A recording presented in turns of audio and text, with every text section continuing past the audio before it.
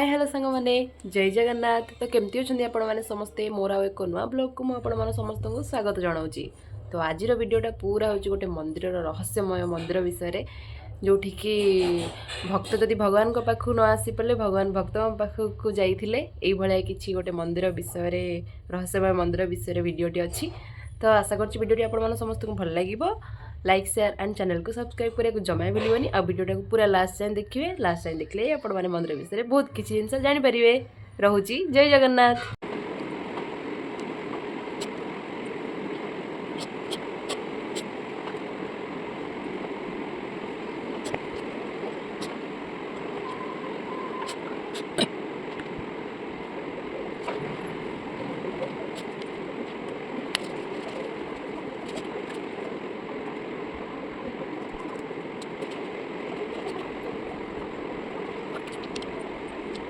तो फाइनाली मुझे रेडी होगली आम बाहरी जीवते भाई भौणी।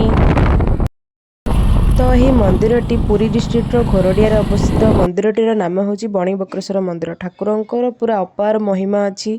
आपण मैंने जो मैंने से पाख पुरी डिस्ट्रिक्ट लोक से तो निहाती मंदिर विषय जानी। आ जो मैंने जानी ना से निहाती जातु से मंदिर टी देखु, ठाकुर को दर्शन करूँ और ठाकुर महिमा विषय जानतु बोली मुझे निश्चिंत भाव में कहबी। आगु को यही भाव में वीडियो पूरा कंटिन्यू देखु लास्ट जाए। बहुत किसी जिनस आपण मानक देखा मिल देखेबी मंदिरटा साइड बड़ साइड केवल लंका आंब गछ लंका आंब फील्ड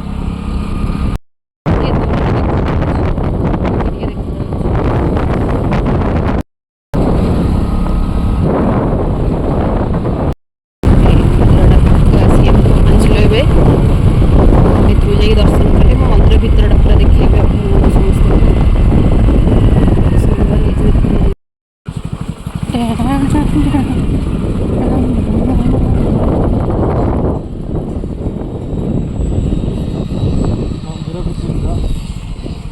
एक्चुअली यहाँ हूँ दिन 12टा बेलर समय से मंदिर पूरा फांका अच्छी। केवल पूजारी पूजारे लगी आम भाई भौणी दिज जा दर्शन करके आसी। मंदिर एमती पूरा पड़ियाटा होगा है आमर मंदिर।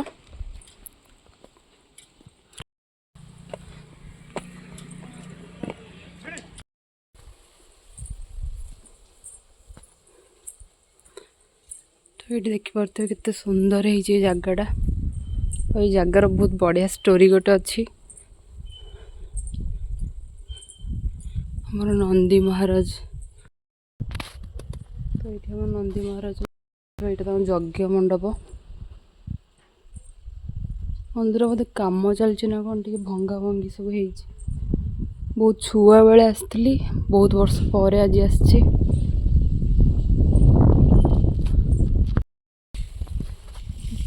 मंदिर टोटल माँ अच्छा ये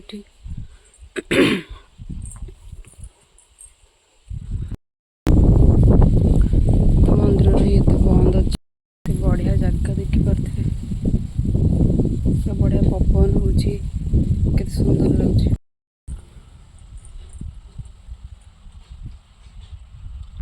बैक साइड ये रोडटा जाऊँगी आम ये रास्ता देखिए भाई भौणी आसलु देखिपे केते सब अच्छी। ये पहाड़ पहाड़ टाइप पहाड़ नहीं तो मुंडिया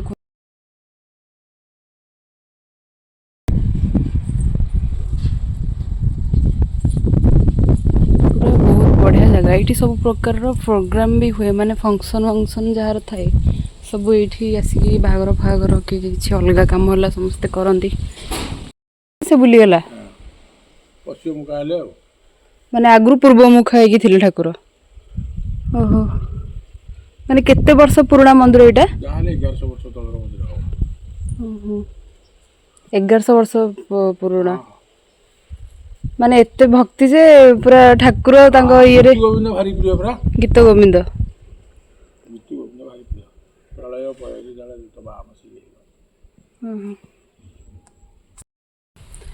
तो मंदिर कारुकार्य देखिपे आउ ब्राह्मण मुहर शुणिले ठाकुर माने प्रत्यक्ष ठाकुर एते सी जड़े लिप्रोसीर भक्ति से गीत गोविंद गाउले सी चलिकी आसीपारे बोली ପୂର୍ବ ଦ୍ୱାରକୁ ସେ ପଶ୍ଚିମ ଦ୍ୱାରରେ ବସିକି ହିଁ ସବୁବେଳେ ଗୀତ ଗୋବିନ୍ଦ ଗାଆନ୍ତି।